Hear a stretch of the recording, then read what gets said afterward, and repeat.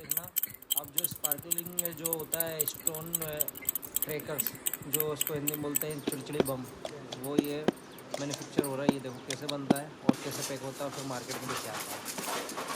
ये देखो ये बुलेट बम जैसा जो रहता है ये चिड़चिड़ी बम भी बोलते हैं। बहुत सारे इसका निकलते हैं, चिड़चिड़ करके जो फूटता है। ये बना दिया, पैक कर दिया, ये पैक होकर आ जाएगा मार्केट में।